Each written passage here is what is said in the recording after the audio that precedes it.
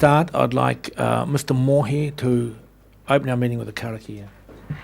Tēnā no koe te timana, tēnei hona ore ki timata tana tō tātahui te karakia. I noe, I hokari mātou ki a koe tēnei ahia, I mana ki te a mātou ki a kōre o rero ngā me e pāna ki a Ruataniwha me ngā pāmu I te taha o rāta. No reire e pā ko te tumana ko te ngā kau taitarangi mai rea ki a mātou, aho ko te reire ke o ngā whakaroa o tetehi ki tetehi ko enei mea ka pātai ki ringa te ingo I hukora te aka ke. Amen. Thank you very much, Mike. And I would also like to extend a welcome to our guests. I just noticed the Mayor of Central Hawke's Bay, so a special welcome to you, Alex. You're always welcome in our chamber. And to all of other guests who have come along to hear this report today. And before I start, there's two things I need to talk about. As you're aware, or some of you will be aware, the report on the Havelock North water crisis has been released today as well. And I need to attend that, so I will be leaving this meeting at 2 o'clock. And Rick Barker, who hasn't been warned, will be taking over the chair at 2 o'clock. Are you fine with that, Mr. Barker? I confirm I haven't been warned. I confirm I will. And you can confirm also that you will manage the press release from here if I'm doing one in Hastings on water crisis. Thank you very much. Appreciate that.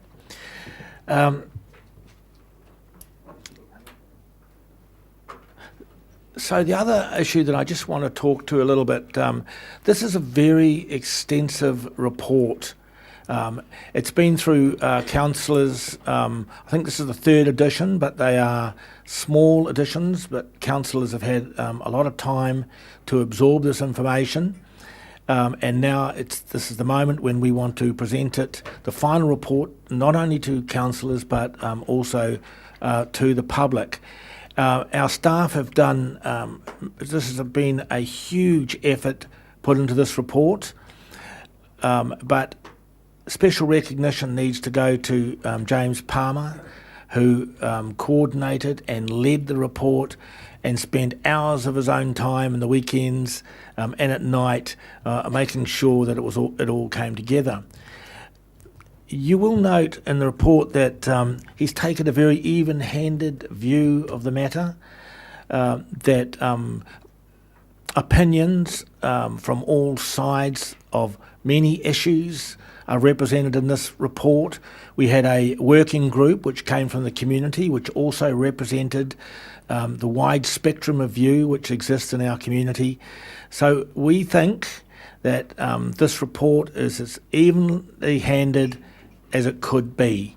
Now, it won't be perfect, and my bet is that anyone could nitpick small parts of it, but it's as good as it is going to get. So thanks, James. You've done an absolutely sterling job here, and thanks to your team as well. And with that note, I'm handing the floor to you, mate. Thank you, Chair. My proposal this afternoon is to go through the key theme areas of the report section by section, and I have a PowerPoint presentation that summarises the key conclusions in each of those areas, and to take questions from councillors in relation to each section as we move through. I will deal with all matters other than the financial matters myself this afternoon, and at the conclusion of those matters we'll hand over to Sarah Park and John Palleray sitting to my left, who have led the financial work stream, and allow them to speak to their conclusions in that aspect of the report. Before I get underway, Chair, I'd just like to further reiterate your acknowledgements of the contributions to this exercise, both in terms of regional council staff and members of the community and external advisors. At the front end of the report, there is a list of names that are acknowledged. These are people who in some way have contributed to this exercise, and there are more than 60 names listed. So this has been very much a team effort, and there has been a large number of people that have given their time, their energy and their thoughts to this process. I should also acknowledge that just because somebody has contributed to this exercise and their name is listed at the front of the document in the acknowledgement does not necessarily mean that they concur with the totality of the advice contained within the review. It is simply an acknowledgement of a contribution of some nature, and in the case of many, it will have been to have point out areas of concern, and that's particularly true of the Community Reference Group, who I would like to pay special tribute to, who gave up their time and under some pretty difficult time frames absorbed an awful lot of material and provided myself and my team with counsel in relation to the process that we've run. So my thanks to them. The first thing in relation to the review I would like to remind councillors of is the terms of reference that were set on the 14th of December last year. In essence, the purpose of this review that was agreed by Council was to identify the costs and benefits and the risks and opportunities in relation to the Ruataniwha water storage scheme and to essentially summarise those to enhance decision making. It was not the purpose of the review to make a recommendation as to whether the scheme should proceed or otherwise. The review has provided an opportunity, however, for Council to consider its existing conditions precedent and requirements for the scheme to proceed, and that may well be a matter that requires further consideration following this presentation. I'd also just like, in relation to the terms of reference, remind councillors that it was agreed on the 14th of December that the review would leverage the knowledge of internal staff and existing advisors to the greatest extent possible, and the use of fresh eyes really by exception where councillors identified this as being necessary. Having said this, we did ensure that where advice was provided to the review from persons who had previously been associated with the development of the Ruataniwha water storage scheme, that advice was further scrutinised both by the Community Reference Group and also by other advisors within the review team who had not previously been associated with it. So we have tried to ensure that where opinions and particular views about the merits or otherwise of the scheme have been provided, that they have been appropriately identified and that they have been scrutinised, if you like, for their veracity and that there is an evidential base behind them. So moving now to the first theme area of the review, this related to the legal questions confronting the council in any decision to proceed or otherwise with the scheme, and there was a particular set of questions put to the review around liabilities arising from any decision to abandon the scheme. In essence, the conclusion of the review is that the Hawke's Bay Regional Council does have the right to withdraw from the scheme development process at this point in time. It is not committed beyond a point of no return, and it can withdraw. The advice from our legal advisors and also from council staff is that should a decision be taken to withdraw from the scheme and indeed to shelve it for any extended period of time, that it would be prudent to undertake a further round of public consultation. That is particularly because the scheme is a key element in the current long-term plan, and a special consultative procedure was used in 2015 to consult the community on proceeding with the scheme. So it is staff and legal advisors' view that to reverse that decision will require consultation. I will note that there are conditions precedent which Council has set for the scheme, and it could be argued that given that all the four conditions precedent have not yet been met, that a decision to withdraw from the scheme at this point in time could be consistent with the fact that the conditions precedent have not been satisfied. It is our advice to Council that given that one of those conditions precedent hinges on the Supreme Court decision, which is still being awaited, that therefore the process to finalise whether or not that fourth conditions precedent can be met or not is still live and still active.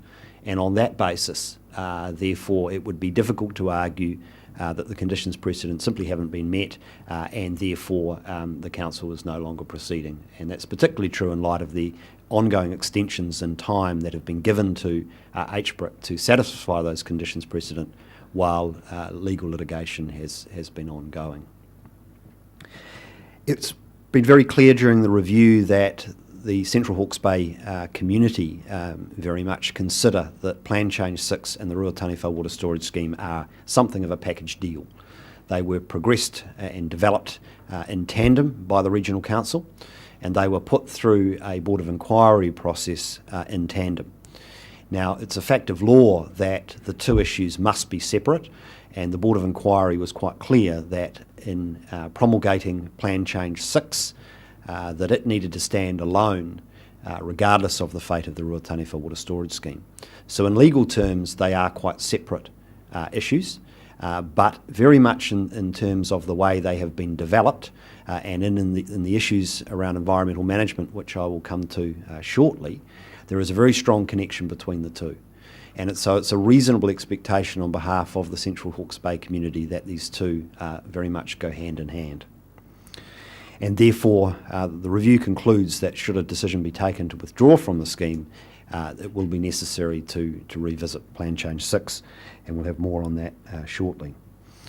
In terms of liability on the council for any decision to withdraw from the scheme or abandon the scheme, the principal liability is the write-down of the investment to date, totalling $19.5 million. The Board of Directors and the management of HBRC have been very careful to ensure that the council has not become embroiled in a series of obligations, if you like, that it could not withdraw from should it be necessary to do so before the scheme commences construction. So there are no significant outstanding liabilities.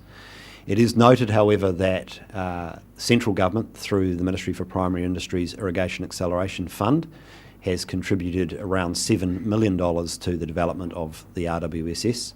And while there is no contractual obligation on returning those funds to central government, it may well be the case that is requested, and there is an expectation that the Crown will seek its funding back. If the decision is to carry on with the scheme, there is no further public consultation legally required, given that that has previously been undertaken.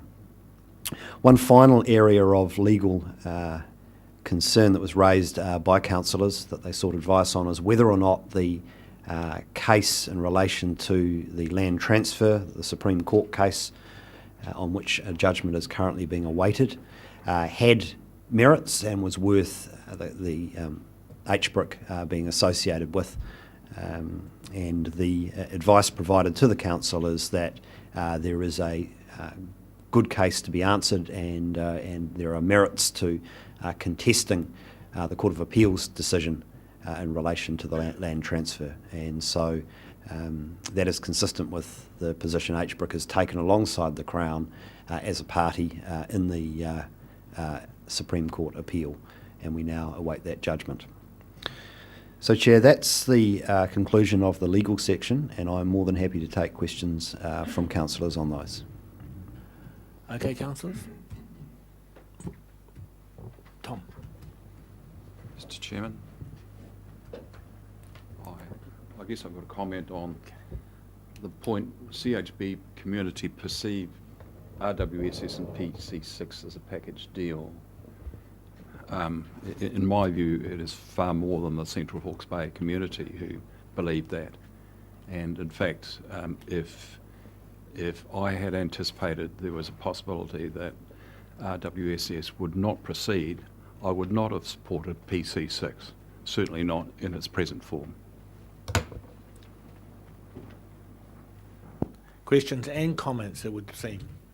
Tom?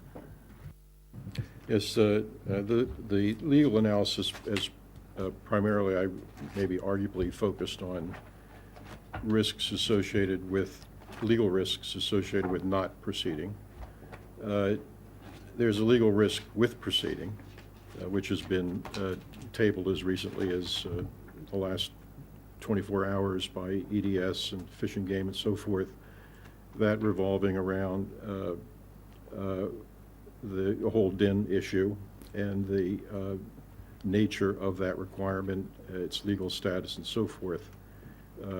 What has been signaled to us, and we ask your opinion on their proposal, is that a joint effort be undertaken to get a declaratory judgment as to what that standard actually means and would compel us to do. And so I guess as you've undoubtedly have read their overture, maybe you've read the opinion behind it as well, and it would seem like they're pretty determined to get this judgment.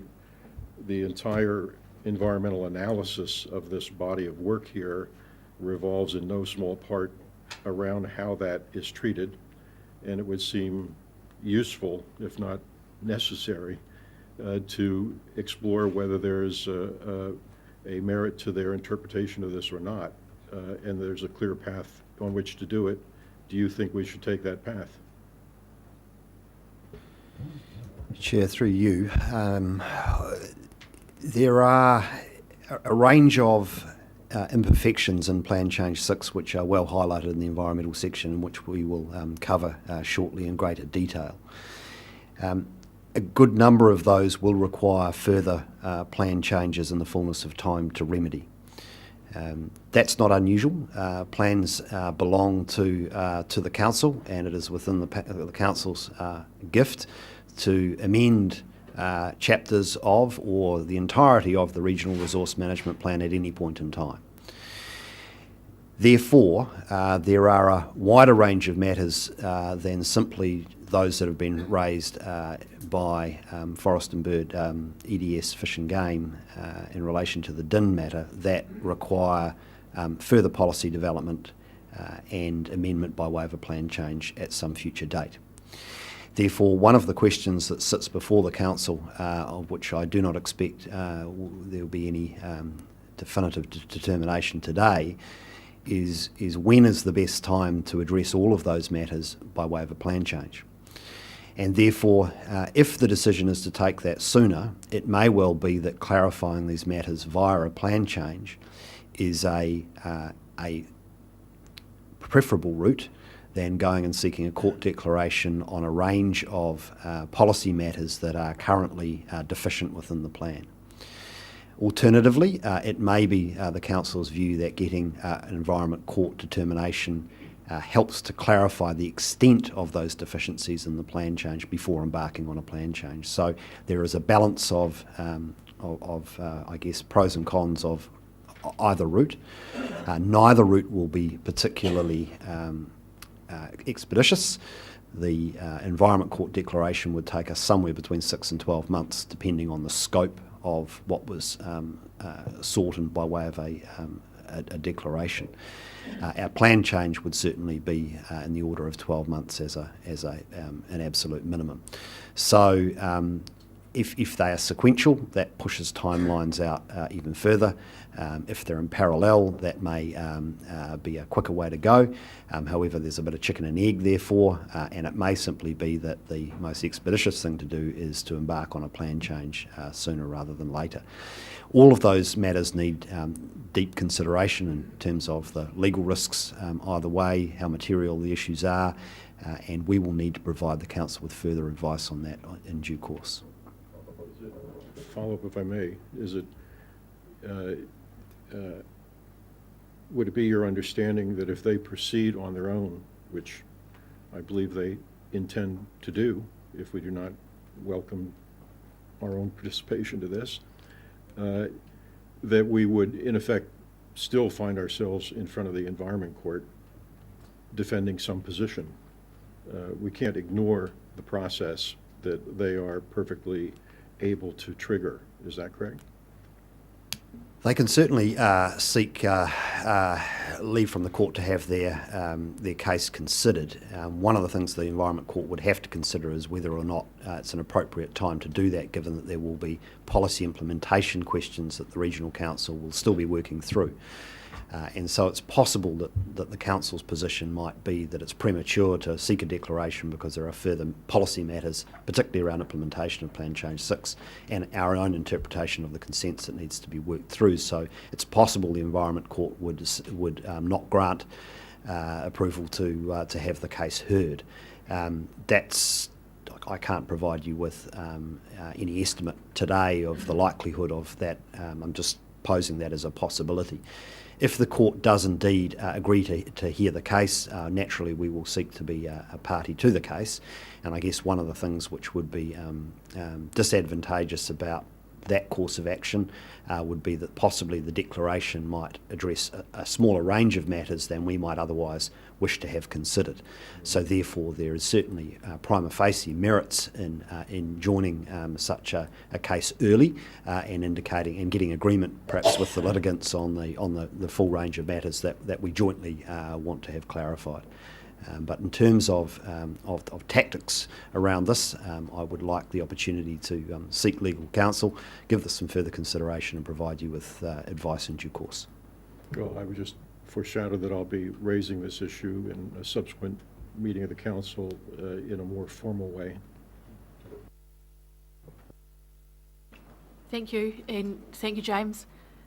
I get that we're on the legal issues, but I'd just like to point out that in terms of Plan Change 6, we need to be considering this from a moral viewpoint as well, because when Regional Council went out to the community in consultation, they were, and I've got the documentation here from our place, April 2013, they were actively calling in a plan change so that it could be considered along with the Ruataniwha resource consents. And the wording here is it's a combined proposal of national significance, and we're looking at independent and integrated decision making. So the message to the community was loud and clear that these two were combined, and legally aside we have a moral obligation to the community in that regard as well. I don't think you need to answer that, James. It's another statement, not a question. Just a follow-up to Councillor Belford, and I do agree he needs to pursue this in a more formal manner in a subsequent meeting. So, but there was an inference made that if the legal challenge will be if the dam goes ahead, there will be an issue around establishing 0.8 DIN. My view would be, and I'd like you to clarify this through you, Chair, Mr. Palmer, they're going to come and look at that anyway, regardless of Ruataniwha. Would that be a fair assumption? I think a key conclusion in the environmental section of this review is that the issues around achievement of the 0.8 DIN limit is a material question for the council regardless of whether the scheme proceeds or not, and therefore I expect that there will be litigation from a range of parties in the fullness of time on that question should we continue to proceed with a legal framework which has shortcomings. Yeah, thank you, Mr. Chair. James, you referred to the 4 precedent conditions that are in train, if you like, and you referenced the Supreme Court decision as being one. Would you, for the sake of the record, just give a brief synopsis of the other 3 and the timeline, particularly the issue that is being addressed and the timeline for likely resolution? Councillor, off the top of my head, the conditions precedent around the 40 million cubes uptake provided for, a fixed price design and construction contract has been negotiated. While it hasn't been signed and can't be signed until financial close, that has been satisfied. The third is our resource consents that came out of the Board of Inquiry process. And the final is that the financing arrangements for the scheme have come together, and that is the outstanding one.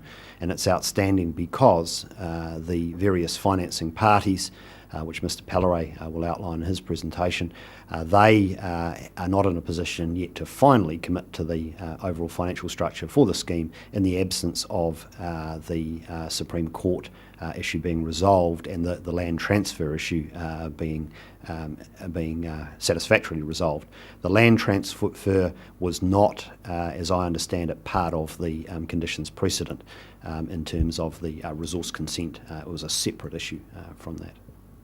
It's become one given its nature, and as a consequence, those other condition precedents are delayed. Is that how we read that? That the consent issue, the resource consent issue, the design, those two conditions are actually contingent upon the Supreme Court decision. Is that how I read that? My understanding is that the council has already previously resolved in the previous term of council that 3 of those conditions precedent have been met. So that has been agreed and determined. In relation to the fixed price design and construction contract, while that hasn't been signed, the conditions precedent did not require it to be signed. It required a contract to be essentially available to be entered into. Sorry, Mr. Chair, just in the resource consent issue, because I wasn't party to that early one, you're saying that the actual issue of a resource consent wasn't required, it was simply that was in process. Is that what you're saying from there? Have we got a resource consent issued? Yes, we have a resource consent issued. There are for the footprint of the dam. For the footprint of the dam, there are minor amendments required to some of the existing consents, and there will be additional consents required, which were always anticipated by the Board of Inquiry on matters of detail, particularly a building consent for the dam structure, etc., which are contingent upon the finalisation of the detailed design. Weren't subject to the land swap, if you like. That's correct. So the land swap has only come into play in terms of conditions precedent because it has delayed the ability of the financing investors to come to final agreement. A comment more than anything, Chair. I think it was unfortunate that the people in Central Hawke's Bay have been led to the conclusion that Plan Change 6 and the dam are a package deal when clearly they are not. There's a lot of people that I know of who understand that distinction because they've taken the time to actually find out.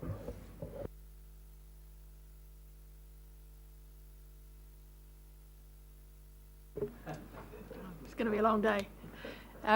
James, just with regard to the Crown Irrigation, they may or may not seek the return of their $7 million. But can you just extrapolate there, what might the implications be for the Narora water storage project, which is in our long-term plan, should we turn down Crown Irrigation in this instance?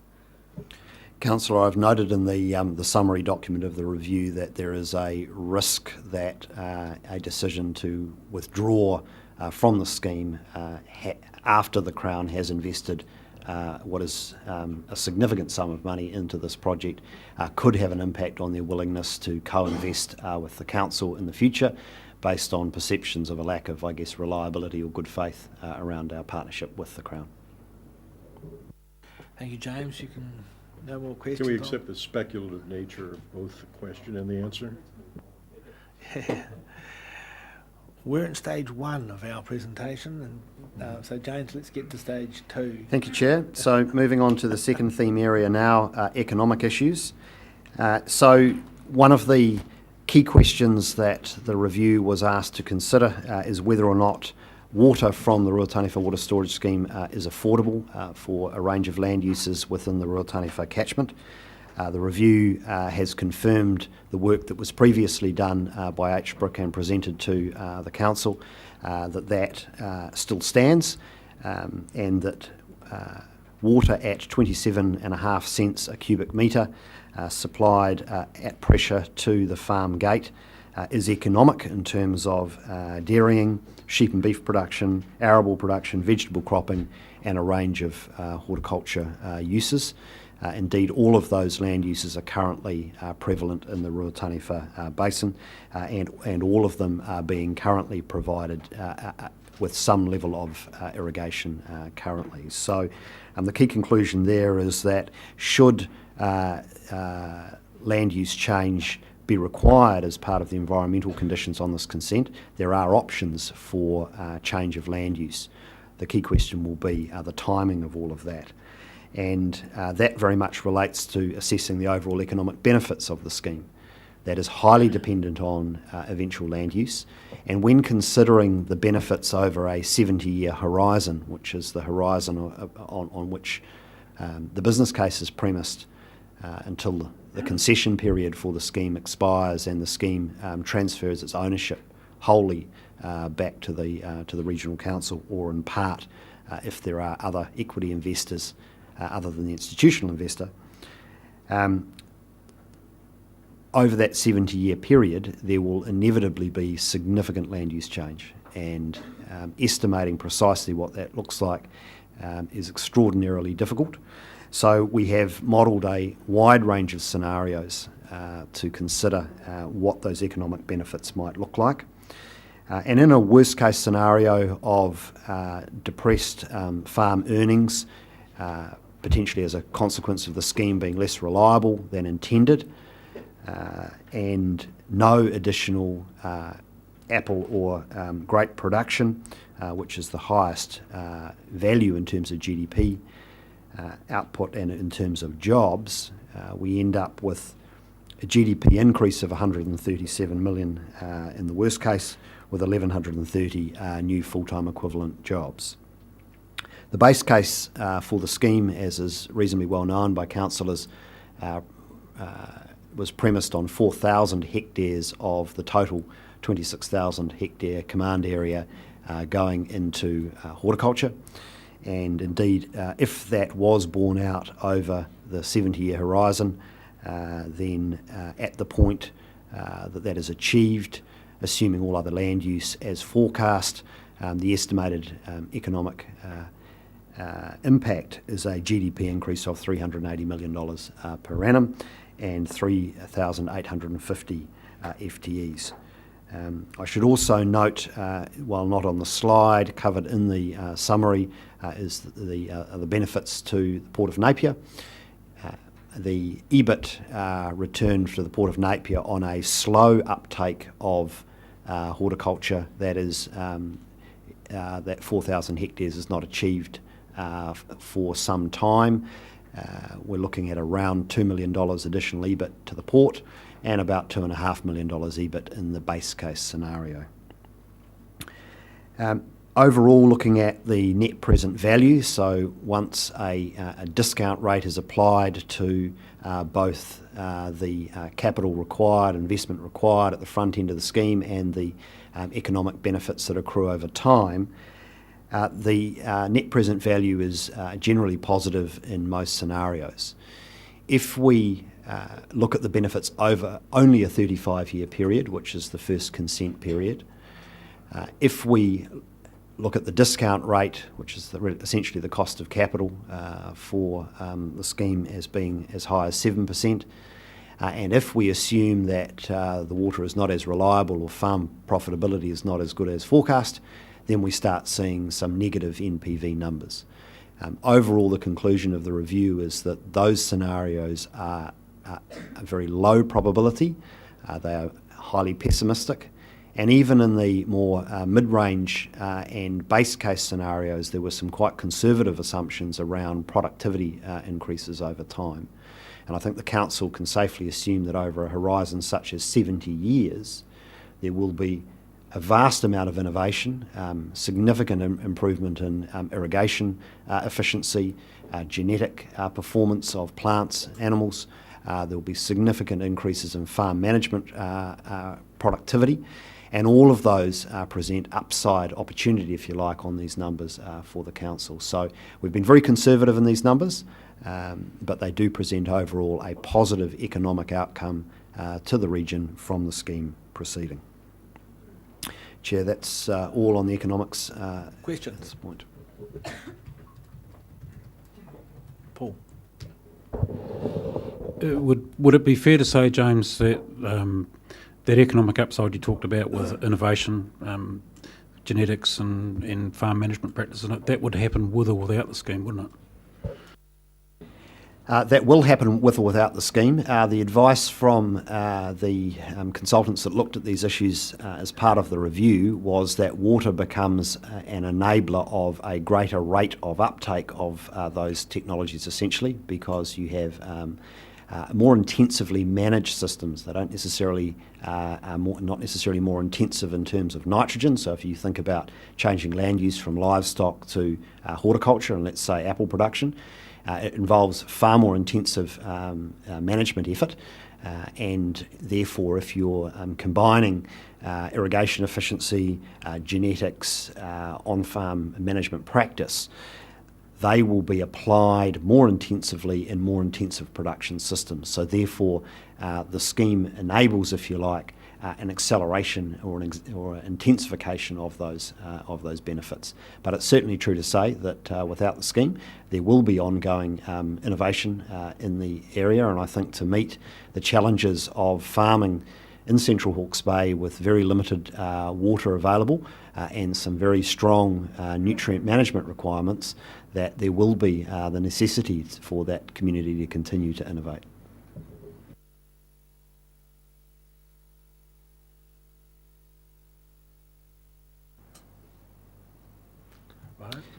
Thank you, Chair. I'll move on now to the engineering issues. There are a number of concerns that have been raised historically by the community about various aspects of the engineering of the scheme, and so work was undertaken to re-examine these, all of which have previously been explored through previous processes. The first of which that was looked at was what can be done to avoid the inundation of the Department of Conservation land that's currently subject to the Supreme Court hearing. And essentially the conclusion is that avoiding the Department of Conservation land would be uneconomic for the scheme. By lowering the dam to a height sufficiently low to not inundate that area would deliver 80% less storage than currently proposed, but given that a dam is still required and distribution network still required and most of the overheads remain relatively fixed, there's only a 15% saving in the overall cost of the construction of the dam, so clearly an uneconomic outcome. Consideration was also given to moving the dam 3 kilometres downstream to avoid the Department of Conservation land. That would give a capacity of only 66% or 2/3 of what is currently proposed and would cost an additional $35 million. So those two combined would push the water price up significantly and negatively impact on the economics of the scheme. We also looked at the proposal that had been considered in the very early days of the due diligence around this project to look at a whole series of smaller dams in the foothills of the Ruataniwha range. They cumulatively are significantly more expensive. Simply, you're building multiple dams with all of the overheads associated with each of those. So to achieve an equivalent volume of water storage, significant additional cost. And then certainly looking at on-farm storage. On-farm storage requires typically productive land to be utilised, more productive land from an agricultural point of view than is sitting in the Makarora Valley at the moment that's proposed for inundation. And those on-farm storage facilities typically require some above-ground bunding, they require lining, and they have around a $5 a cubic metre cost for storage, whereas the Ruataniwha delivers water at less than $1.50 per cubic metre. So significant additional cost. Now that's not to say that if the scheme does not proceed that there won't be further development by way of on-farm storage, but it's unlikely to be widespread. Certainly won't deliver the volume of water and the level of irrigation that the RWSS can provide. And it's more likely to be in the form of the water storage on farm that is found in one or two places in Central Hawke's Bay that's simply around managing those peak dry periods and doesn't provide sufficient water for production season round production. Chair, we also were asked to look at the seismic risk around the scheme, and that's all laid out in the report. I won't go into any detail on that. Suffice to say that the type of construction of the dam has been specified to deal with seismic risk. Essentially, the dam is able to move in relation to either vertical or horizontal displacement to the extent of up to 1/2 metre, and has the ability to self-seal itself, if you like, through the materials involved to avoid any cracks. Decommissioning was also looked at, with that typically costing between 20 and 30% internationally of the original construction cost. In this case, it would be between $26 and $30 million, given that that is likely to be 100 plus years away. That seems to be able to be funded and accommodated in the fullness of time. There has been a concern about gravel accumulation behind the dam, and one of the things we were able to determine as part of the review is that gravel will typically not accumulate behind the dam. It will accumulate at the outer edges of the reservoir, where the velocity of the rivers that flow into the storage facility terminate, and at that point they drop their sediment to the reservoir floor, and that's been well catered for in the design, and that gravel can be extracted economically from the outer edges of the reservoir as required. And indeed, if that gravel is managed in the way that it is intended to be managed, it would take over 400 years before the dam would completely fill up with gravel. So the gravel management issue appears to be well in hand. The final engineering issue we were asked to consider related to concerns about the reliability of data on the inflow into the river. This was contested at the Board of Inquiry. Since the Board of Inquiry, the Regional Council has had a fully rated flow monitoring facility on the Burnt Bridge gauging site in the Makarora River, and we've now got continuous 24-hour-a-day data since 2011. That data was re-evaluated as part of the review and correlated against the 41-year catchment record, as well as correlated against rainfall measurements that the Council takes across the catchment. And putting all of that together, we've got a new estimate of a total annual mean inflow into the Makarora River at the dam site of 186 cubic metres per annum. It's 186 million cubic metres per annum. That is well in excess of what is required to fill the dam on average, and it is 4% lower than was being worked on at the time of the Board of Inquiry, but it still gives the 95% reliability level that the scheme is designed to deliver. And actually the nature of the flows based on the more recent monitoring data suggests that the scheme delivers better drought performance than previously assumed. And that's all on engineering, Chair. Thanks, James. Thank you, Chair. Just with regard to the on-farm storage and smaller dams, I just think it's important to note that when the pre-feasibility work was going on, that all of those sites that were identified and looked at extensively had seismic or geotechnical issues. So the solutions just weren't there, and the on-farm storage, as well as taking out 1,000 hectares approximately of productive land, were not going to deliver any environmental benefits, and also there was going to be challenges with filling up a lot of those on-farm storage sites. So it's just a James question for you though. Can you just give me a ballpark figure of the value of the dam when it is handed back to the council in 70 years as an asset? I may actually defer to John on this. I guess if we looked at, a market value would be based on its, on the cash flows and on the returns it delivers. I don't know whether, John, you want to speculate. Certainly, we'd have to. We could only assume in today's dollars.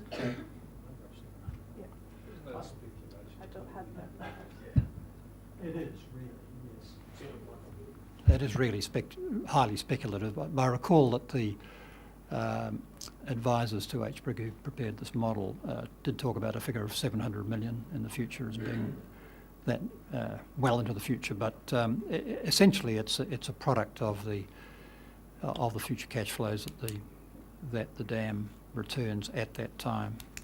It's a long way out. Question: how many similar dams have been bought and sold on Trade Me so that we can have a parallel piece of analysis, please? James, thank you, Councillor. we need that kind of humour. James, I have just an interesting challenge around the capex cost per cubic litre. You estimated for private dams at $5 and for Ruataniwha at, I think, $1.50.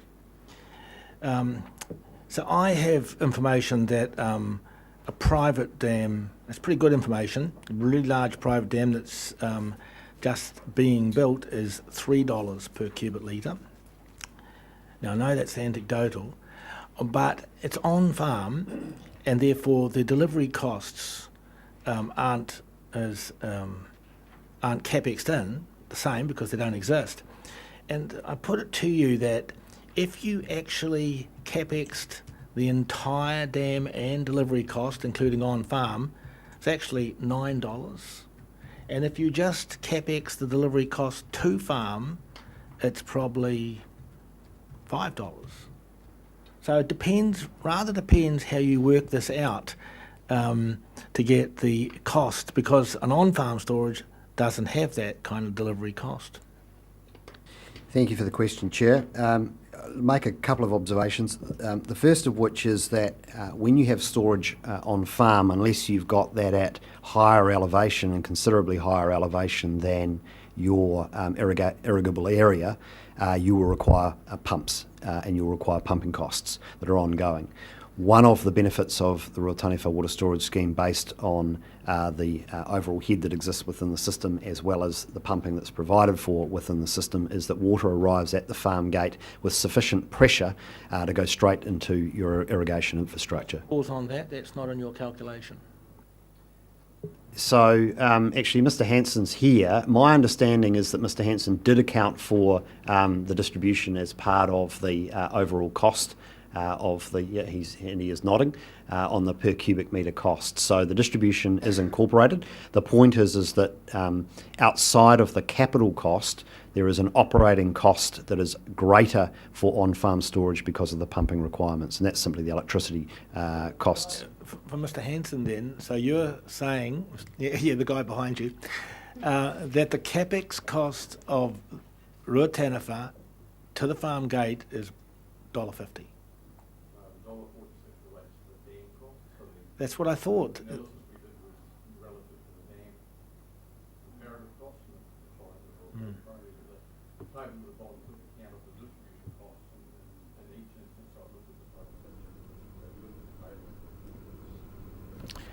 So then can you answer my question? At farm gate, yes.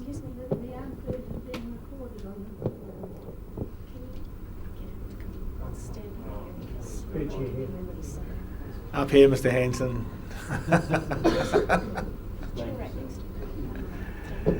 Chairman, while he's getting ready, page 27 of the financial report has the cost at 310. I don't know how you divide 100 cubic meter, 100 million cubic meters into 310 and get $1.50. I think you get, Well, you can't. I think you get 310. That's right. It's 310 at farm gate. That's my estimate too. So it's about the same cost as building a dam yourself.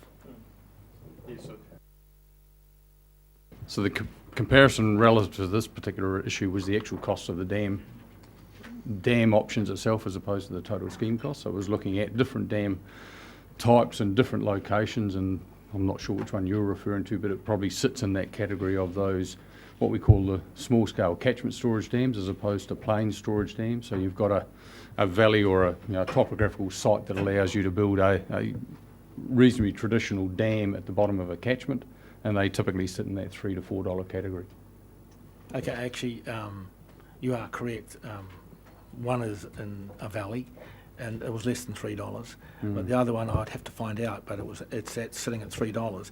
But my point is the figures are a little bit misleading, because you need to have the capex at the very limit at the farm gate, and as Tom's pointed out, that's 310.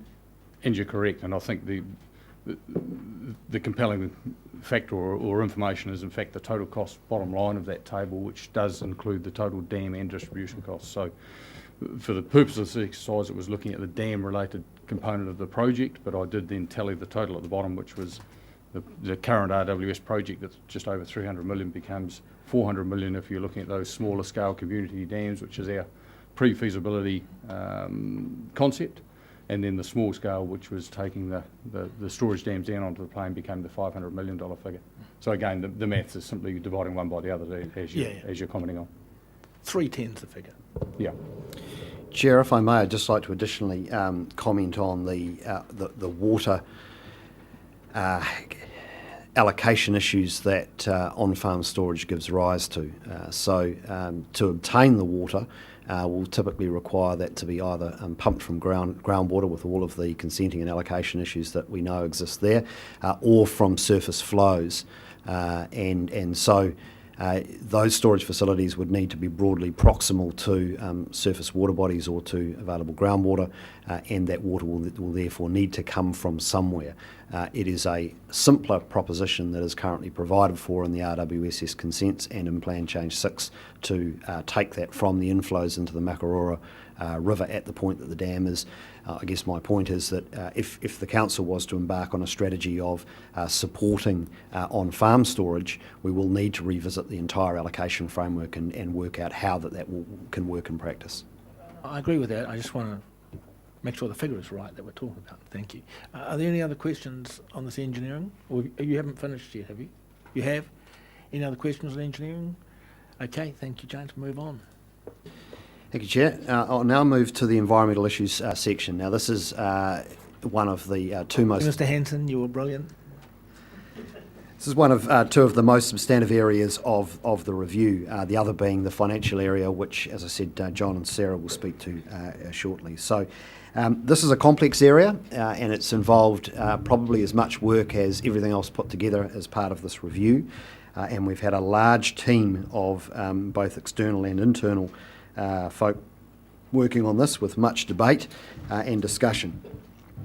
I have three slides on the environmental issues section, so please bear with me as I go through. The first point to make is that Plan Change 6 and the RWSS were developed as a dual strategy. They hang together, and that's particularly for managing the objectives of the plan relating to environmental health, particularly around the prevalence of periphyton, that's algae or slime, in our rivers. And the ability of the scheme to provide flow augmentation and flushing flows were significant components of that strategy. The scheme is required under conditions 8 and 9 to maintain a minimum flow at the base of the dam of the mean annual low flow, which delivers on an average year about 700,000 cubic metres of water.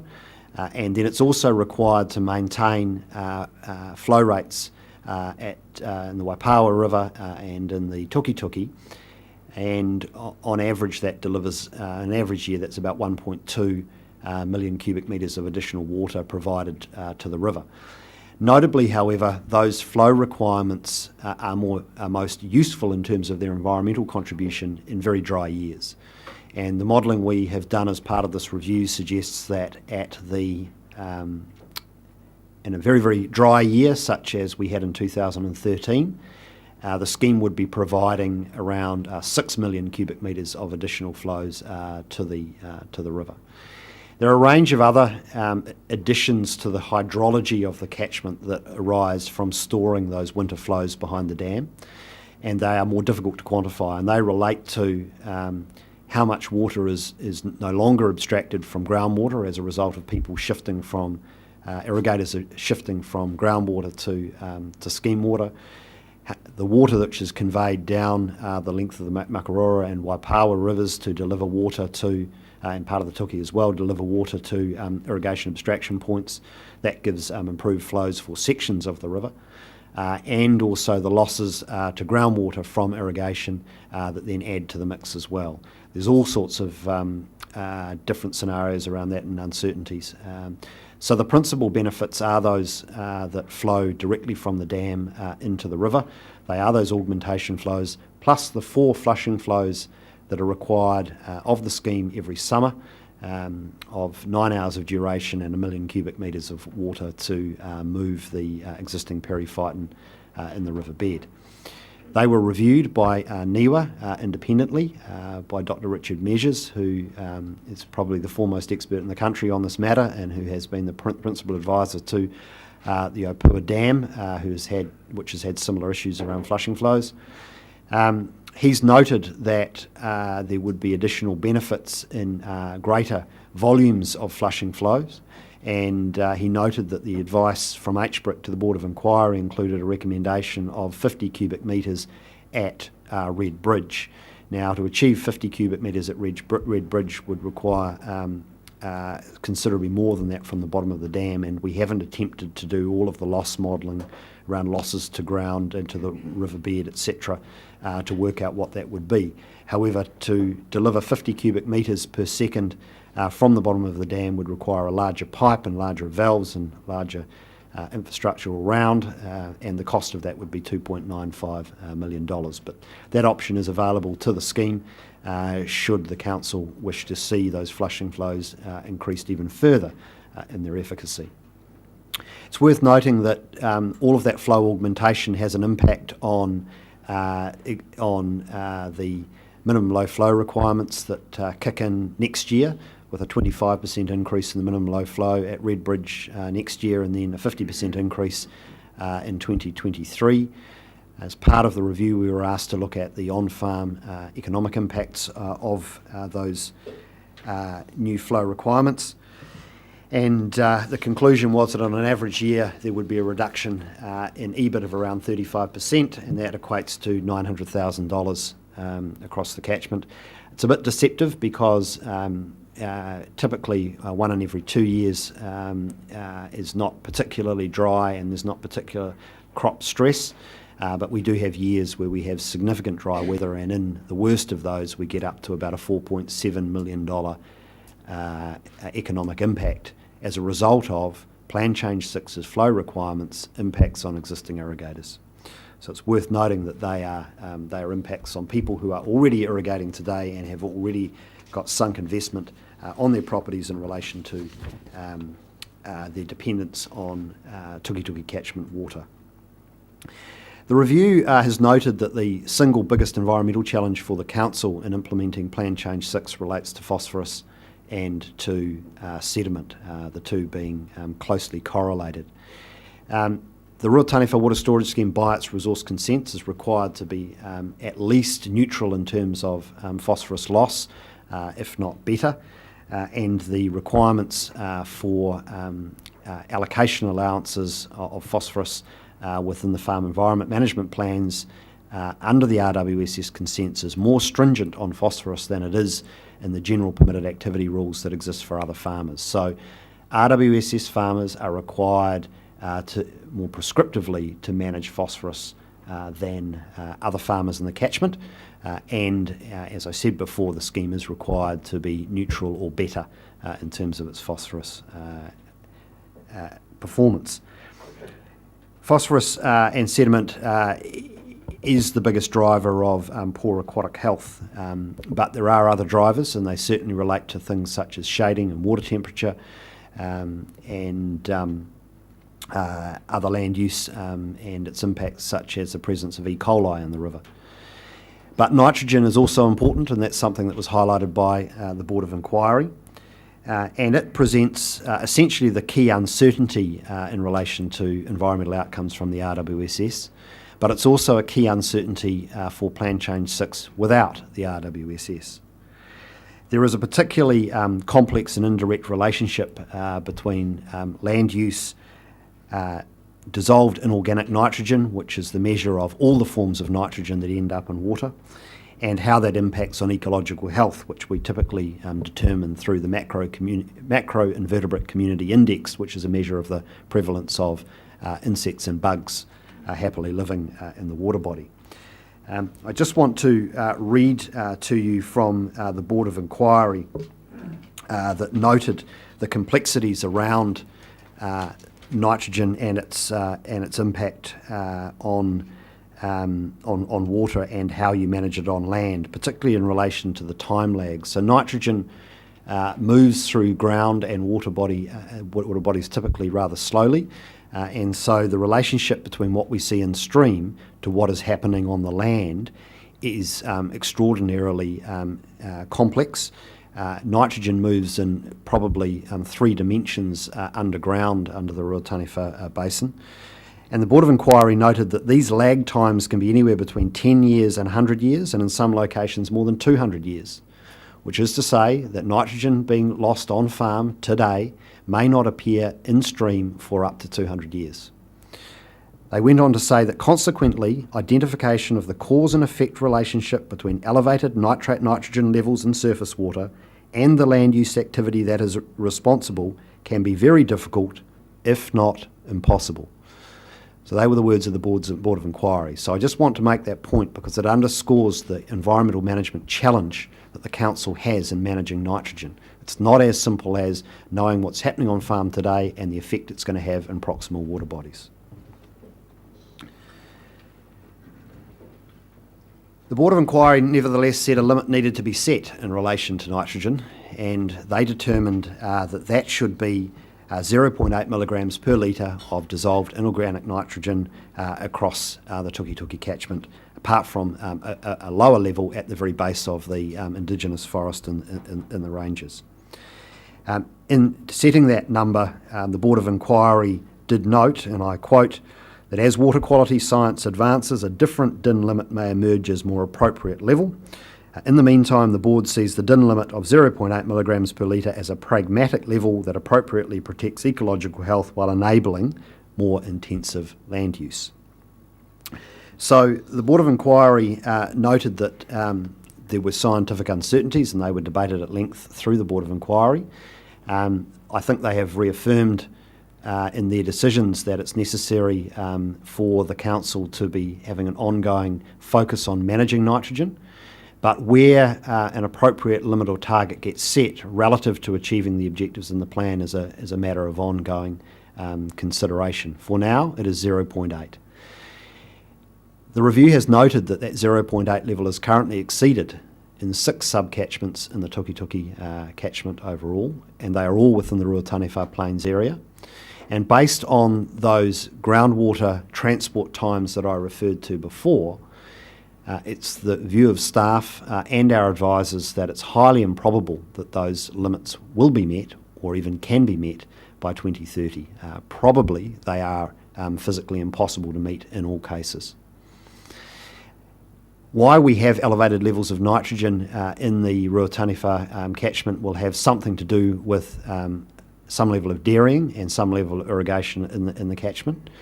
But the predominant reason we believe is that the production system of choice in the Ruataniwha Basin and in much of Central Hawke's Bay is winter-based or spring to autumn-based. So to manage the very dry weather that is prevalent in Central Hawke's Bay without irrigation, farmers rationally choose to maximise the growing potential of winter production. And that means that there is extensive use of winter cropping, and there is an extensive use of trading stock in and out of the region and off land in this area to benefit from rapid spring growth and warm autumn temperatures when we've got reasonable levels of rainfall, plenty of feed growing. Animals are finished quickly and then sent on to the works at that point. That system is pretty high in nitrogen loss, and in summer times we will find that livestock is removed from the catchment in large measure as people manage through dry times. But the nitrogen is continuing to move through the system and will move through the system continuously through both summer and winter. So the council has a problem already without the Ruataniwha water storage scheme, and that is simply that we have a large catchment, and right at the headwaters of this catchment we have intensive land use that's livestock dominated, that's losing nitrogen. And that then is lost down into the river, particularly during times of low flow, when those concentrations can get very, very high. And that drives, in part, some of the environmental outcomes that we're trying to manage as part of Plan Change 6. Now, I mentioned before 2030 as the target date set in the plan change by the Board of Inquiry. The Board of Inquiry, in setting that, made the comment, and I quote, "Water quality should be improved progressively over time so that objective TT1, which is the primary policy objectives of the plan, is achievable by 2030, brackets, the year by which the NPSFM is to be implemented, in brackets."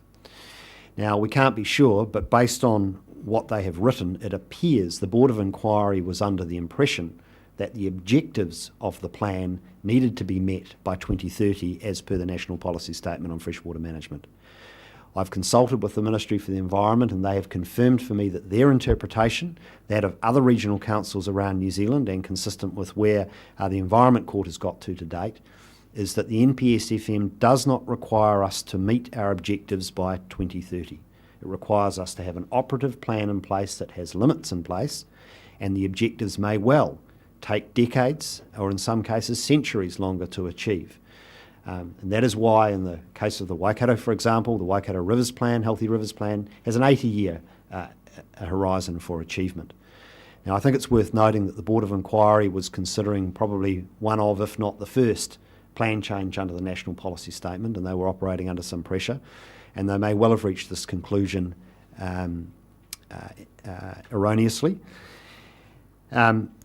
Whether or not they made an error or not, it is certainly true for this council to consider that it is not required by law to meet the objectives of the plan by 2030. So in considering further, in the fullness of time, the appropriateness of the 2030 date for achieving the DIN limits, it needs to take into account that that is not a requirement, and indeed it is a requirement for us to review the plan at least within 10 years and certainly before 2030. So before that date arrives, this council will be considering whether or not that date and that target is fit for purpose.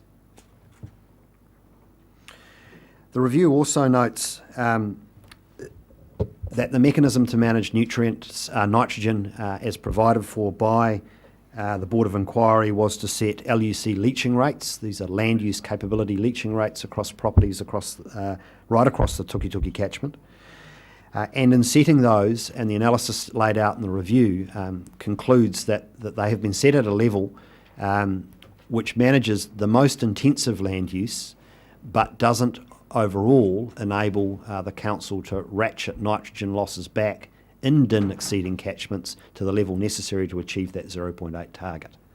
Simply does not provide for it, and by converse actually allows for an increase in nitrogen losses across the catchment.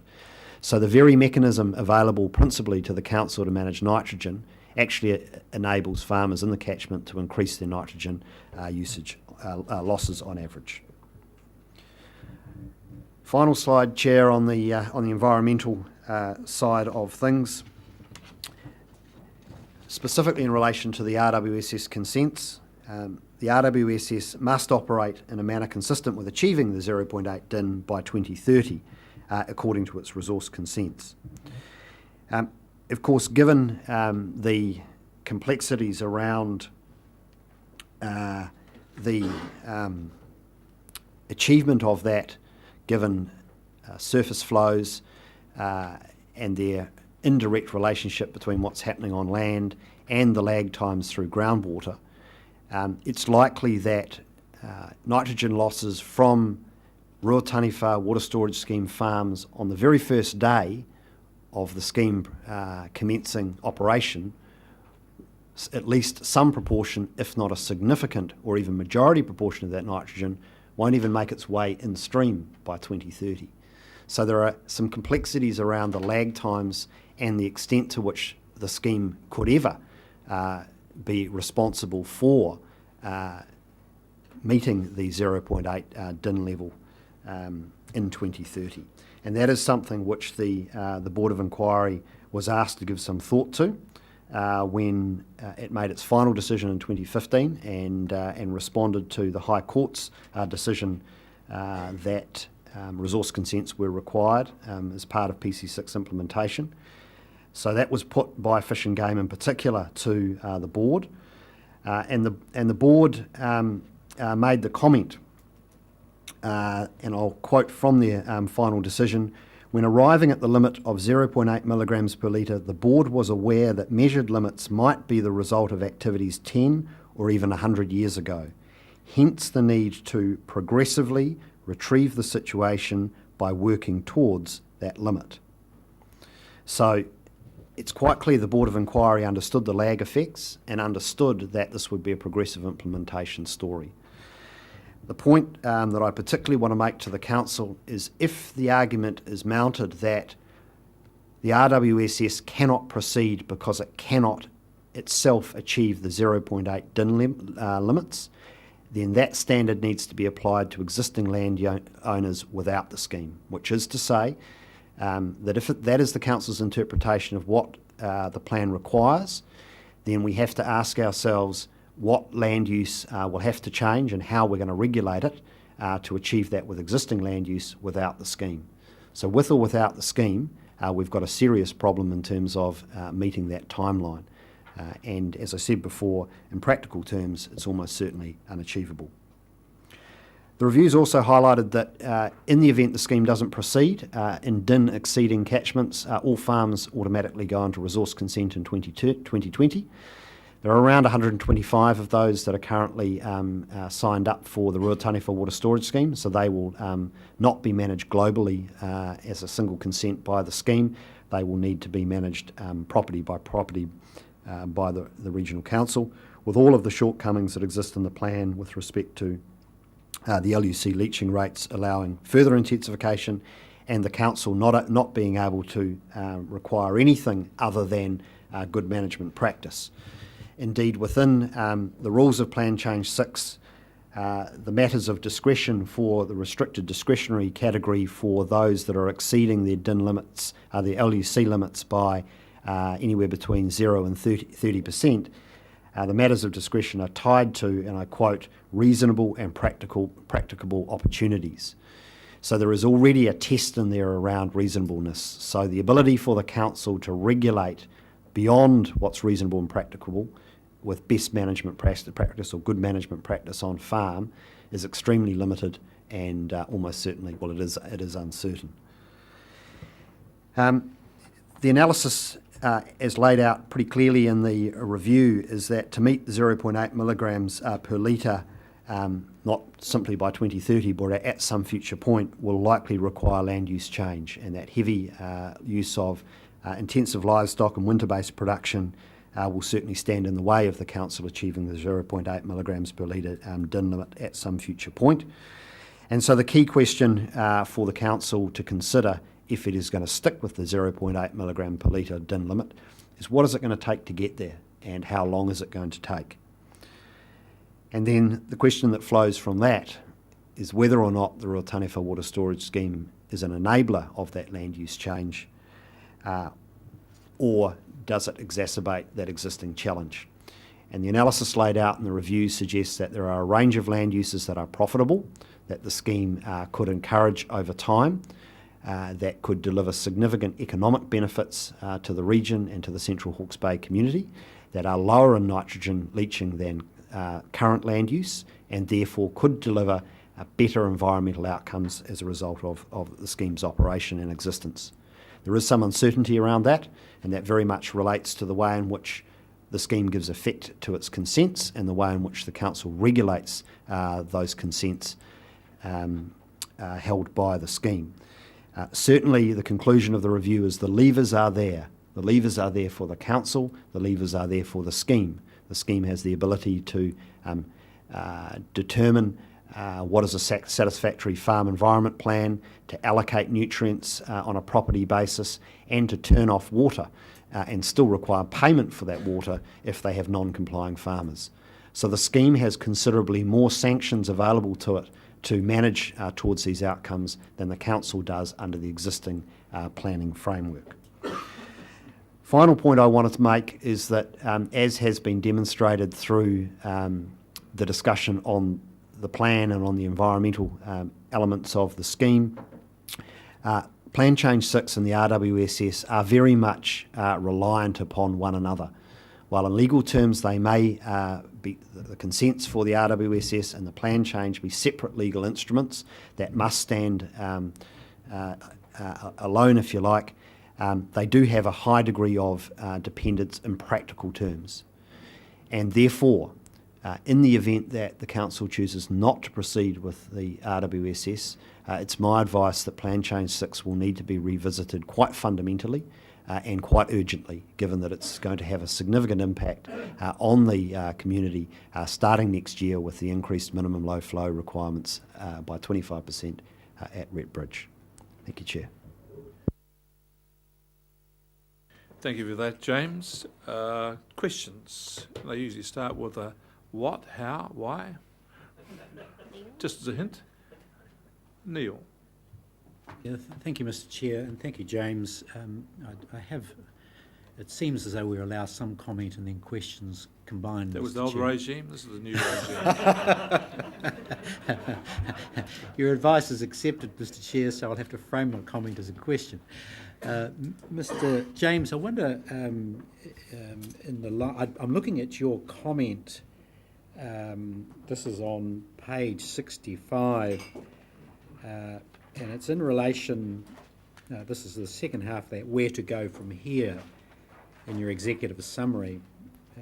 You've made a comment that with or without the scheme, the 0.8 DIN limit is a useful trigger for precipitating concerted effort on nitrogen reduction. And I appreciate, I am concerned that a great deal of energy from HBRC and this latest review is focused on eviscerating, second-guessing the inquiry's determination around the DIN level, and I'm somewhat disappointed on that for another reason. But is it possible that the inquiry drew the same conclusion as you did, accepted the limitations of DIN, but nevertheless recognising that it needed to be implemented in a framework with some certainty, that they came to a conclusion that the best course of action was to adopt a fixed, a known measure to which to work? Through you, Chair, the Board of Inquiry got itself into a difficult position because in developing this framework, they also created what came to be known as the deeming provision, which was that as long as farms were meeting their LUC leaching rates, they were deemed to be compliant with the plan. That was an important structural element of the plan to keep separate, if you like, the regional council's responsibilities of managing the in-stream outcomes and the on-farm practice to meet LUC leaching rates. The reason that that's important to keep separate is that a farmer can only control what they can do on farm. What ends up in stream is a consequence of a whole range of external factors over which they have no control. And that was recognised by the Board of Inquiry, which is why they said the 0.8 DIN limit is for the council to meet and the farmer is to meet the LUC leaching rate. They envisaged that over time, if the DIN wasn't being met, that the LUC leaching rates would be ratcheted back by the regional council. Unfortunately, they provided no provision in the plan that enables that to happen in practice. And one of the things that we would recommend in amending the plan in the future would be creating a mechanism explicitly for the council to bring those back. So that was their starting position. Now that was appealed to the High Court, and the High Court threw it back to the Board of Inquiry that said you can't do this deeming provision, and therefore it created the situation whereby farms in DIN exceeding catchments suddenly trigger a resource consent requirement.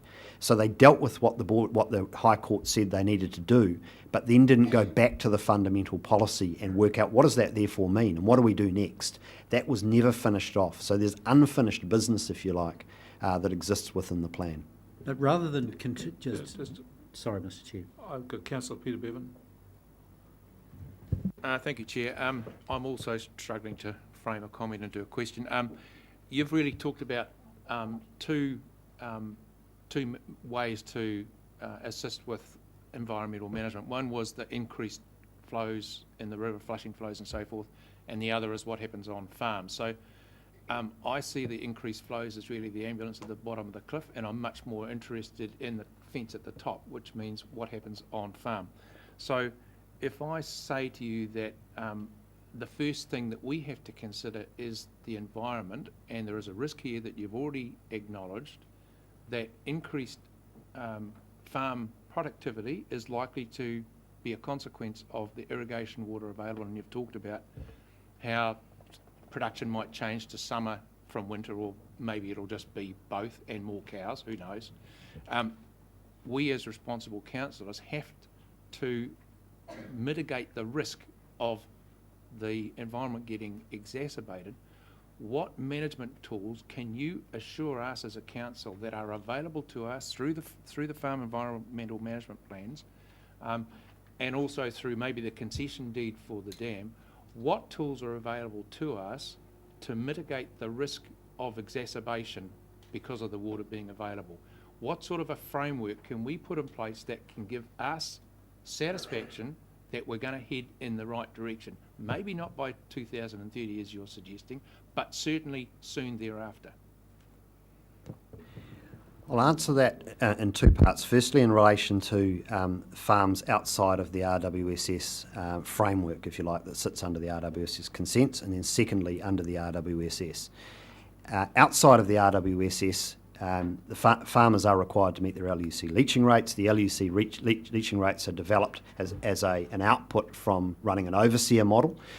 Overseer enables the farmer to take account of stocking rates, of soil, of precipitation, of irrigation use, of fertiliser use, the use of imported feed, and when you combine, and also some of the design of the farm as well.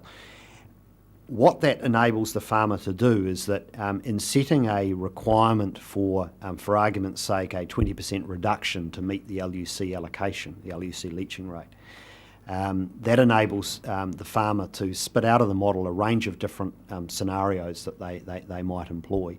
And it could be any one of those things I just listed.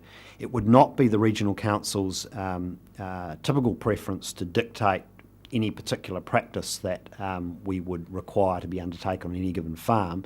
It would be to start with the outcome, what is the nitrogen loss that we want to achieve, and then give it over to the farmer to look across their farm system and how they optimise. And they may choose in some places to change land use. They may put in a forestry block, for example, to reduce their overall percentage of loss from their property.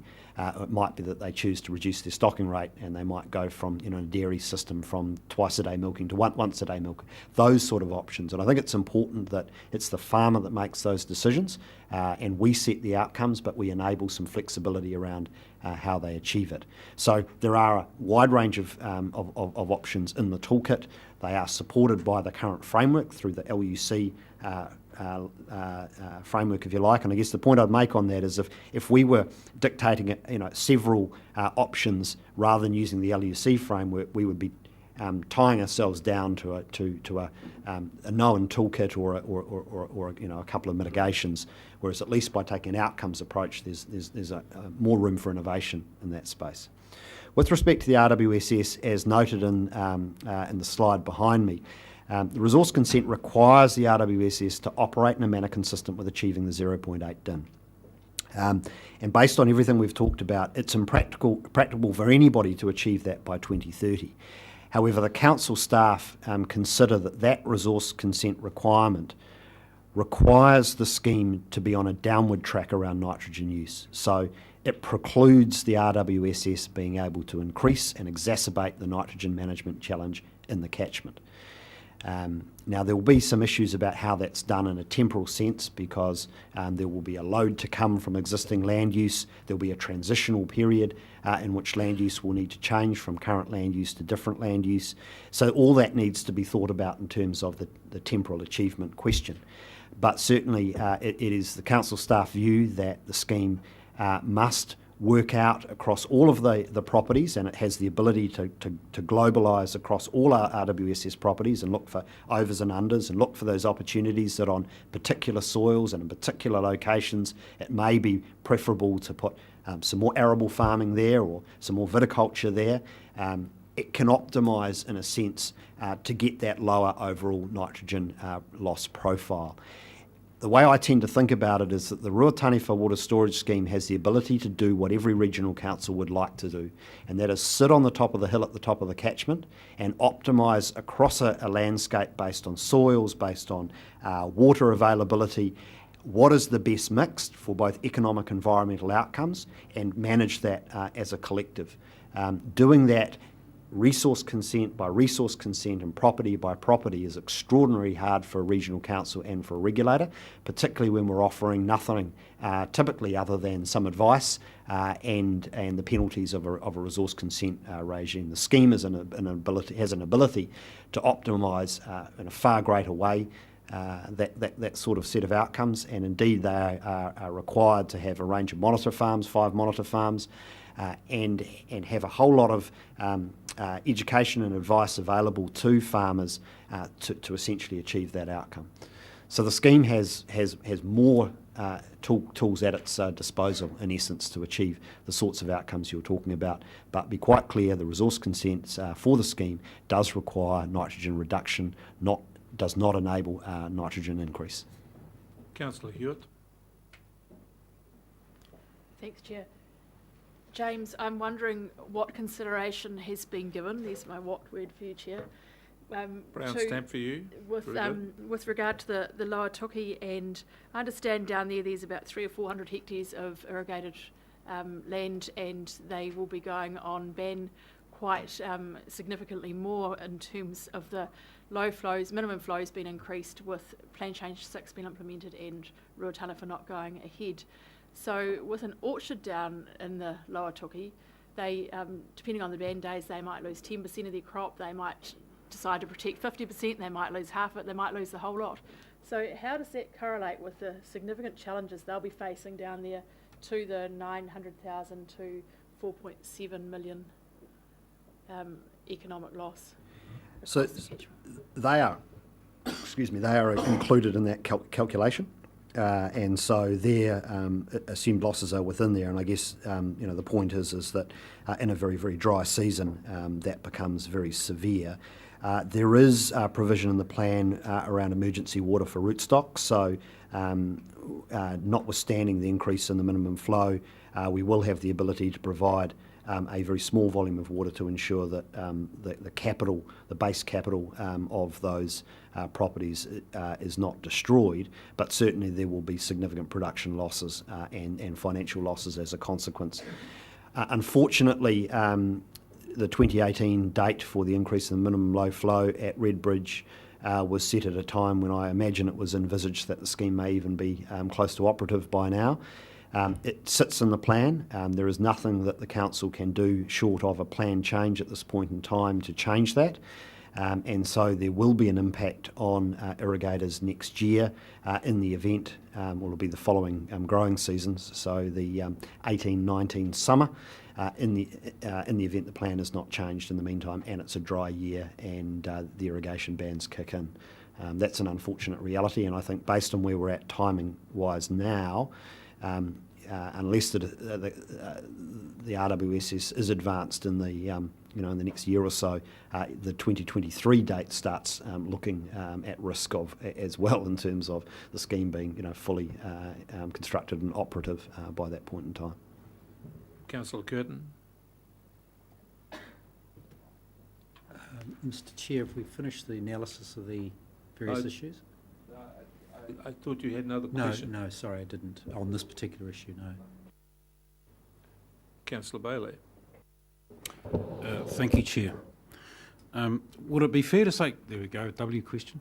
Would it be fair to say, James, that though the so-called glorious box of tools that are available to the RWSS could be made available to the Regional Council if we had a plan change that pointed in that direction? The very same tools that you are espousing for RWSS. I noted in my review, and I referred to it as a third option, which hadn't been explored in depth because it was not part of the terms of reference for the review, was for the council to deploy its financial resources in possibly a less commercial manner, and that may be to provide more intensive farm advisory services down in the area and provide a range of other incentives for land use change, further science and monitoring, further support of research and development. There is essentially a bottomless pit of possibilities, if you like, of the ways in which the council's resources could be deployed. I was simply asked to compare the existing framework, if you like, with and without the RWSS. So that very much does sit there. Yes. Councillor Belford. I think the previous slide, I think you noted the augmentation issue and the low flow issue, somewhere in that. And I think you've indicated that at various times the support from the scheme to supporting higher low flows would range from 1.9 to 6.7 or something like that million cubic meters. There is another way to augment that water, is there not? Would you describe it to us?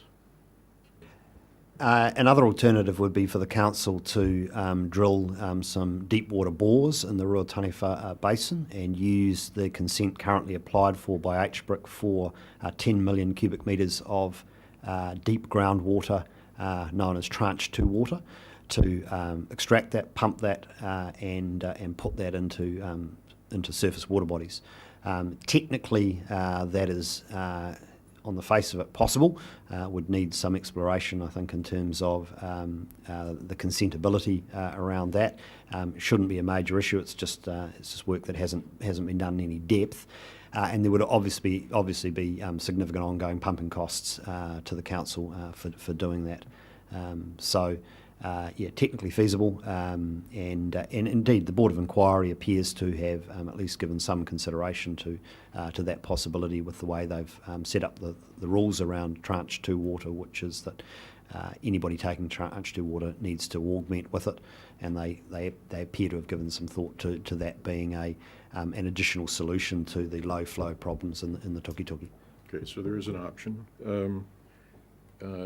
Secondly, is there any reason why, in a way, the RWSS scheme is basically just a glorified global consent, such as we have in Twyford for those growers?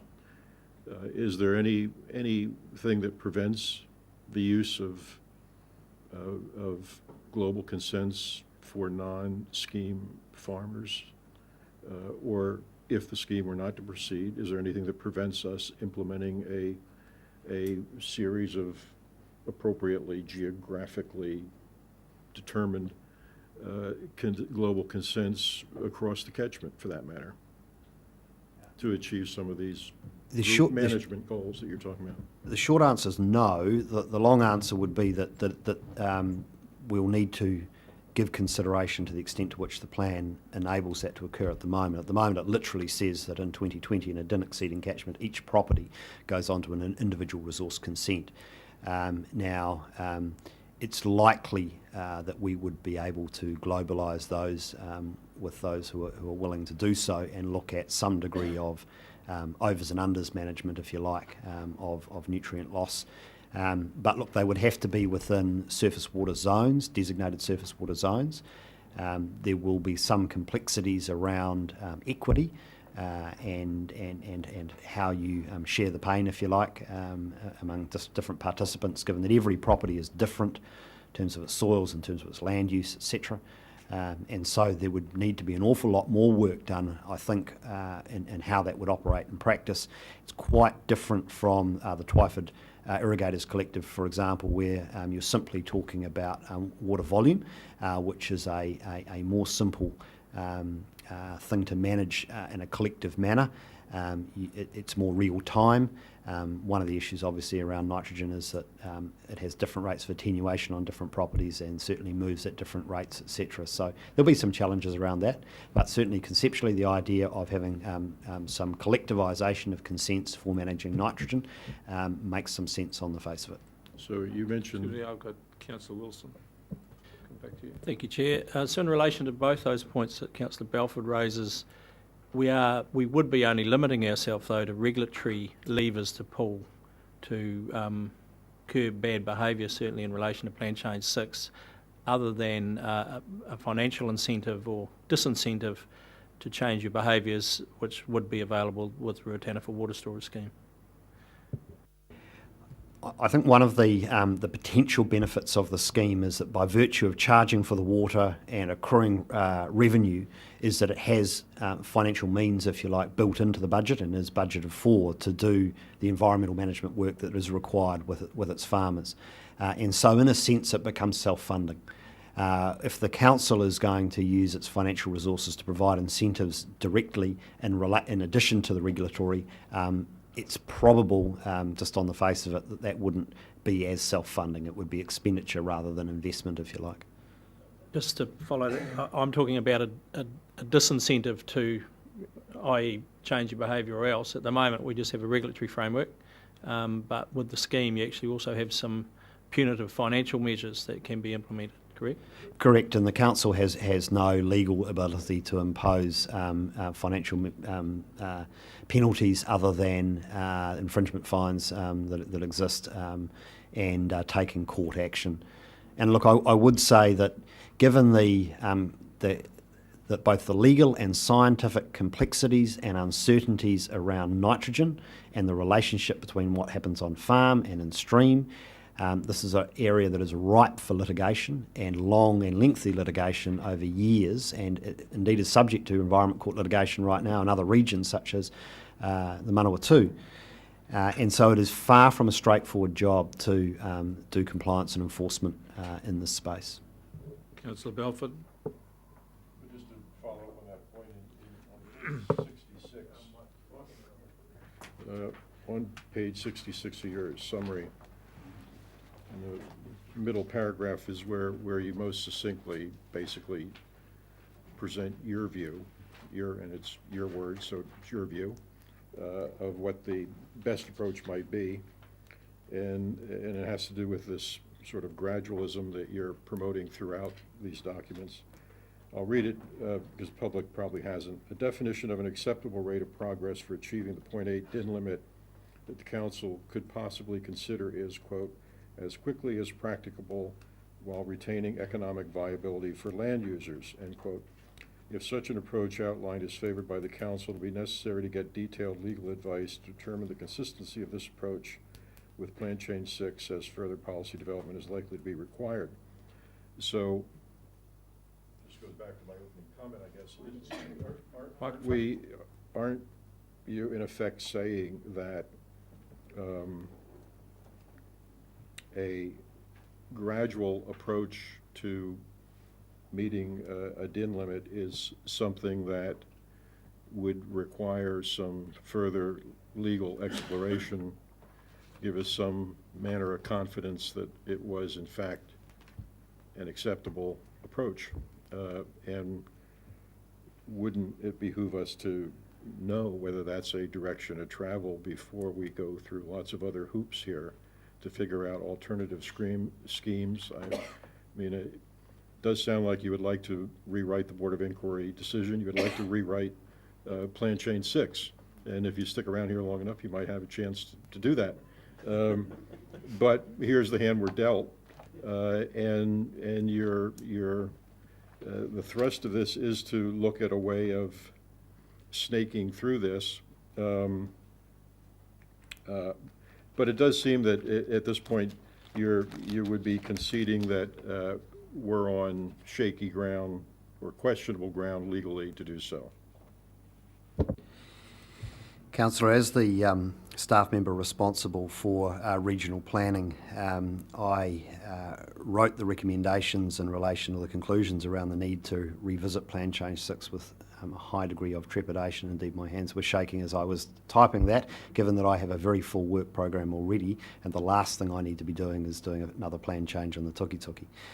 So it's not a conclusion that I've reached lightly. Hopefully it's relatively clear from the analysis that implementing the plan in its current form has a whole bunch of legal risks and uncertainties. And this idea of trying to tie land users, whether they be under the RWSS or not under the RWSS, to achieving an in-stream DIN limit of 0.8 by 2030 is fraught with all sorts of legal and scientific complexities, of which I don't think the council will get a very satisfactory outcome. It will be a right shambles, and indeed I would expect that a court, in looking at all of these issues, will direct the council to go back to the drawing board on the plan and fix the matters which are as messy as they are. Follow up, Mr. Chairman? Yes. All right. So given that, I mean, I've heard Plan Change 6 characterized by senior staff here as a own goal, and you've taken great pains here to make explicit all of the infirmities that you see in it, and yet you seem to be recommending that we proceed with a depending on what numbers you're counting, $300 to $900 million investment in the face of all of that uncertainty. Why would you not be recommending to us that we park that capital investment and write rules that we think made sense? So the first comment I'd make is... Understood. The first comment I'd make is that even when we improve Plan Change 6, there will be things that will not be perfect. And that's because planning needs to be seen as an iterative process, an adaptive management process. That is what the Resource Management Act expects councils to do, and that is continuous evaluation and improvement with plans over time. And I guess one of the things which has become difficult with this debate around the scheme is that the Board of Inquiry's findings have been seen as essentially the last word in how the tuki-tuki is going to be managed and in what the scheme must achieve or what the scheme's consents require. It's quite clear in reading the Board of Inquiry's findings, however, that they did not consider that to be the case at all. They saw themselves at a point in time providing a framework that would be evolved over time. So the first thing I guess I want to say is that there won't be a point at which the plan will be perfect and then we know that the scheme fits nicely alongside it. It will be a rolling approach. And I guess in thinking about how the council will administer the consents for the Ruataniwha water storage scheme, we need to think about that as an adaptive story as well. That is true of all of the resource consents that we issue for any major projects. We have a monitoring program, we review the consent conditions, they are changed often over time, and we modify as we go along. The reason that I believe that the council is in a position to make a decision to proceed with the scheme with all of those uncertainties, if you like, with respect to the plan, is that if we lift the consideration of the balance of risks and opportunities up a level and think about the strategic framework, the strategic objectives, and the role that the scheme plays in that, as long as we can be satisfied that the scheme is an enabler of land use change over time to lower nitrogen loss, then that can be consistent with the objectives of the scheme, of the plan, which I have said in my report I think are highly durable. Better ecological health in the tuki-tuki is an enduring objective, and I think as we have different plans over time for the tuki-tuki, that sort of objective will remain. It's how you do it and by when that will need to be altered in the fullness of time. So in a strategic sense, the scheme, if it can be assured to councillors to be an enabler of lower end loss land use over time, then I think it can be consistent with the objectives of the plan, and therefore the devil is in the detail in terms of the implementation. Therefore, the scheme could proceed through the detailed design phase and construction phase, and during that period, all of those issues around the margins could be tidied up, if you like, to the extent they can be, noting that there will be ongoing review and adaptive management required. A further follow-up, Councillor Belford? So you mentioned the construction, doing this through the construction phase. If you were saying to us that we're having a policy discussion, let's say about our bus fares, and we think we could triple passenger usage of our bus system if we cut the rates in half, we could do that. We could look at it operate for a year or two, and we could conclude, boy, were we brilliant. We made a great move. We're making more money, more passengers, wonderful, good for the environment, everything else. If we found out that nobody, we didn't meet that goal, nobody was taking it, we weren't getting any money, et cetera, no lift, we could easily reverse our policy. No muss, no fuss. Here, we can't reverse our decision. We're talking about concrete and launching into the pouring of concrete from which there's no return if we, in fact, get it wrong as far as how all of this environmental stuff should be managed, right? So again, I guess it seems pretty daring to recommend proceeding to pour concrete while we have so many issues apparently unsettled in how this could actually be made to be environmentally sound. Councillor, that's the, I guess, the key area of subjective analysis or risk appetite that councillors collectively have to resolve. As noted very clearly, there are a range of risks and uncertainties with both decisions. But I have also noted that one of the things that makes this decision so difficult is that it is very binary and that there is a very big decision required at the front end and then a long tail of implementation uncertainty at the back end. That is inherent with this project, and I guess one of the things that councillors will be reflecting on is that as this process has unfolded, there has been increasing clarity around the nature of those risks, but we haven't resolved all of them. And there is a question really that the council needs to resolve, and that is, at what point do you say the risks and uncertainties are sufficiently small or known or manageable that we're comfortable just to proceed at this point? And it's, could be perfectly reasonable for some councillors to say those risks and uncertainties are too great for us at this point in time, and we want to nail those down further before we make that very binary decision. Some councillors were clearly at a point of more comfort some time back. Some councillors may not be at that point now, and I guess that all goes to how you view those risks and what your appetite for that is. I'm conscious we're getting close to morning tea. If anybody else has got any afternoon tea, got any other questions, I'd like you to think of them pretty quickly. I have two quick questions for you. Given the requirement for RWSS to be having a downward pressure on DIN, how is providing water to dairy conversion, for example, on current practices consistent with that requirement?